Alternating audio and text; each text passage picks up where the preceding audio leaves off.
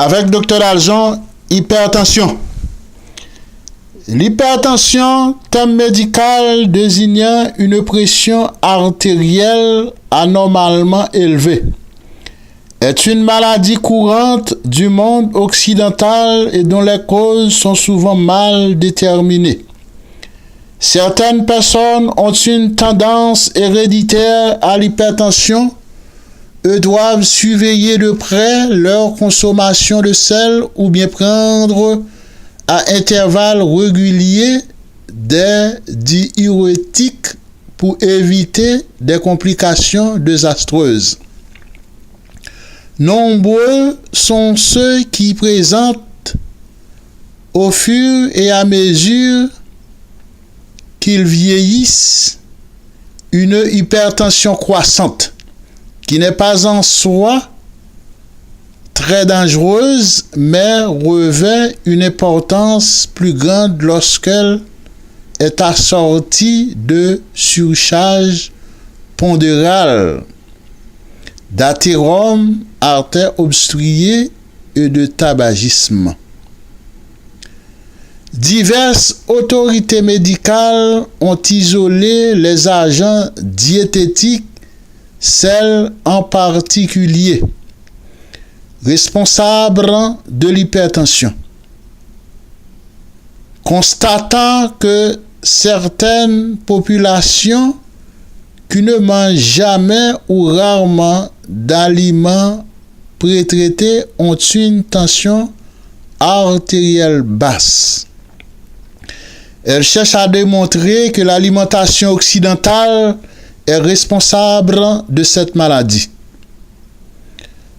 C'est en tout cas le schéma diététique occidental, usage abusif de sel et de sucre raffiné, consommation excessive de viande, consommation quotidienne d'aliments pré-traités dans lesquels l'équilibre des illégaux éléments minéraux à l'état de trace a été traduit ou détruit, qui semble préparer le terrain au développement de l'hypertension, l'un des dangers numéro 1 de la santé.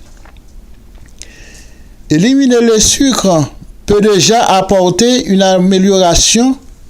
Le rôle décisif joué par le sucre dans l'hypertension est rarement évoqué dans la presse médicale.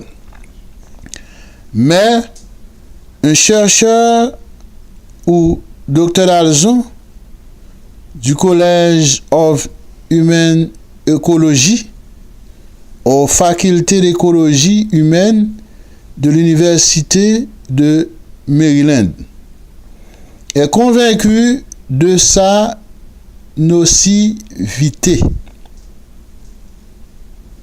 Si je suis convaincu que le saccharose élève la tension artificielle, c'est que nous avons pu la faire augmenter à volonté de notre laboratoire en administrant des doses supplémentaires de saccharose à des rats et à des sujets volontaires. A répondu, toujours Dr Dalzon, une lettre adressée à ses détracteurs dans l'American Journal of Clinical, lettre adressée à ses détracteurs américains. Nutrition en mars 1990. Jusqu'à présent, les travaux du Dr Dalzon n'ont porté que sur les effets à court terme de saccharose.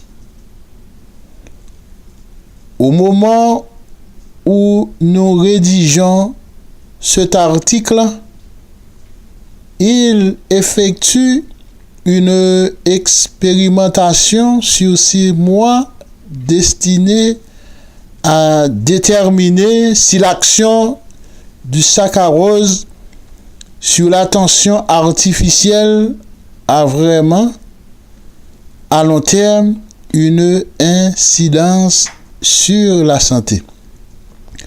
Pour améliorer rapide un régime, si le rôle du sucre dans la genèse de l'hypertension vous surprend, vous trouverez plus étrange encore que la viande soit à son tour mise en accusation. Cependant, une équipe de chercheurs de Harvard dirigée par Dr. Frank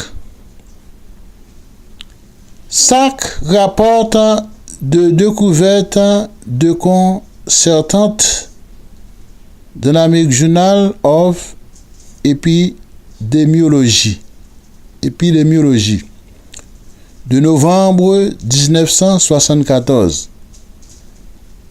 Dr. Sack et ses confrères se sont penchés sur les résidents d'une communauté de jeunes dans la région de Boston. Les observations ont porté sur 210 participants provenant de 17 communes différentes. La majorité des sujets avaient moins de 30 ans. Un petit nombre avait de 30 à 40 ans. 14 d'entre eux seulement avaient plus de 40 ans. La plupart d'entre eux étaient des végétariens très orthodoxes. Nous a dit le chef de l'équipe de chercheurs. Si les viandes, volailles et poissons étaient inconnus dans cette communauté, les œufs et produits laitiers l'étaient moins qu'à 1 degré moindre. Également, une minorité de résidents moins stricts ajoutaient généralement du poisson et du fromage au plat de base. Composé de céréales, haricots, graines, légumes et de quelques fruits. Les chercheurs ont trouvé que les taux de tension artificielle du groupe étaient nettement indifférents ou inférieurs au taux courant dans les populations. Une moyenne de 10% ou 10 ou 6, par exemple, a été observée dans la classe d'âge de 16 à 19 ans, alors qu'elle les 12 sur 7,5 sur 12 chez le jeune homme américain moyen sain âgé de 20 ans. En outre, ceux qui ont déclaré au cours d'une interview que plus de 5% de leur alimentation était d'origine animale, avaient une tension artificielle tant systolique que diastolique plus élevée que ceux dont l'alimentation contenait moins de 5% d'aliments d'origine animale. Aucun autre facteur considéré par les chercheurs, consommation de sel et de sucre, le tabac, café, etc., n'était en rapport aussi étroit, aussitôt significatif avec l'hypertension. Le régime végétarien comme l'indiquent les chercheurs, permettait de parvenir très rapidement à des tensions artificielles inférieures à la moyenne. La plupart des sujets de ce groupe avaient vécu jusque-là selon le mode de vie de la classe moyenne américaine dont l'alimentation est centrée sur la viande. Il n'était, dans le meilleur des cas, végétarien que depuis 2 ans, parfois depuis un mois ou 2 seulement. D'autres recherches indiquent également une baisse rapide de la tension lorsque la viande est éliminée de l'alimentation et inversement. Par exemple, un groupe d'étudiants en médecine de Californie qui était lacto-végétarien.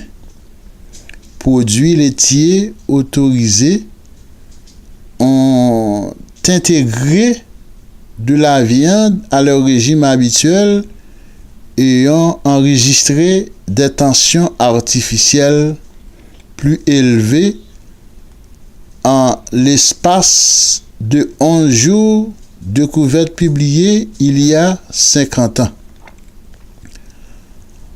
En Yougoslavie, en 1963, on a constaté une baisse considérable de la tension chez des hommes et des femmes âgés qui s'étaient soumis à un régime dans lequel les aliments d'origine animale n'entraient que pour 5% en calories totales. Viande, poisson, œufs. Ces résultats ont pu être constatés après 2 mois. Une étude étonnante conduite dans les années 1930 a montré qu'une alimentation composée de fruits et légumes pouvait presque ramener à la normale une forte tension. 14 patients soumis à ce régime très strict ont accusé une baisse moyenne de tension de 12,8 au 12,2 sur 21,8. Si vous avez modifié votre alimentation en réduisant la viande et les produits laitiers et en supprimant pratiquement le sucre et le sel, il va sans dire que vous ressentirez, indépendamment de la base de votre tension artificielle, une amélioration de votre état général. De plus, si vous avez une surcharge pondérale, vous perdrez les kilos superflus, ce qui réduit considérablement le danger d'hypertension. L'hypertension et les éléments nutritifs. Les travaux du Dr Alzon ont été montrés que le cadmium, métal lourd, polluant, écologique, pouvait provoquer de l'hypertension chez certains sujets.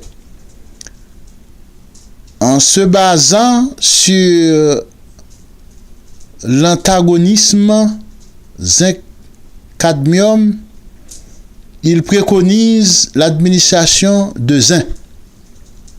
Ceci est particulièrement valable pour les personnes qui mangent depuis longtemps des aliments raffinés, notamment des céréales qui, si elles sont raffinées, contiennent du cadmium concentré au détriment du zinc lui-même sévèrement réduit. Dr Dalzon affirme que le traitement par la vitamine E est souvent d'un grand secours chez les patients à la tension artificielle élevée. Mais il faut toujours s'assurer, avant d'entreprendre le traitement, que la maladie s'est stabilisée, car selon lui, les patients dont la tension artérielle est encore instable peuvent présenter une réaction paradoxale à la vitamine E. Cependant, peu de chercheurs ont confirmé cette réaction paradoxale, car on peut supposer que les patients étant simultanément soignés par des médicaments, cette réaction n'a pas lieu de se faire. Une vaste enquête informelle menée par le journal Prévention a montré qu'un très grand nombre de personnes prenaient de la vitamine E pour faire baisser leur tension. Que la baisse était significative sur un laps de temps important et que les doses actives variaient entre 400 et 800 unités par jour. De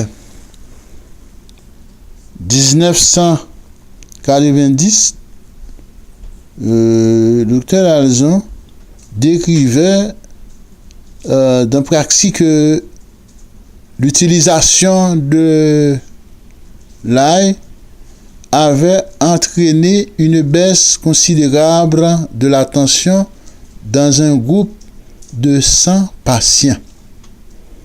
Le docteur Dalzon pensait que l'action vasodilatatrice de cette plante entraînait l'amélioration simultanément de troubles comme l'angine de poitrine, les vertiges et les maux de tête.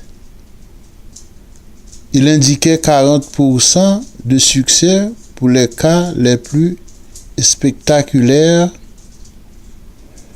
Au fil des années, nous avons reçu de nombreuses lettres de lecteurs nous disant qu'il était parvenu à modifier considérablement leur taux de tension artificielle. En prenant quotidiennement de l'extrait d'ail purifié sous forme de gélules, les doses variant d'un individu à l'autre. Divers chercheurs ont récemment montré que l'hypertension pouvait être considérablement réduite grâce à différentes techniques de relaxation comme le yoga, la méditation transcendantale avec ou sans l'assistance de l'équipement du biofeedback. Reportez-vous à ces chapitres. Il ne serait pas raisonnable d'abandonner brutalement toutes les médications pour tenter de diminuer votre tension artificielle par de nouveaux moyens. Il est recommandé de poursuivre le traitement prescrit et de consulter votre médecin qui vous dira s'il est possible ou non de réduire ou de supprimer les médicaments.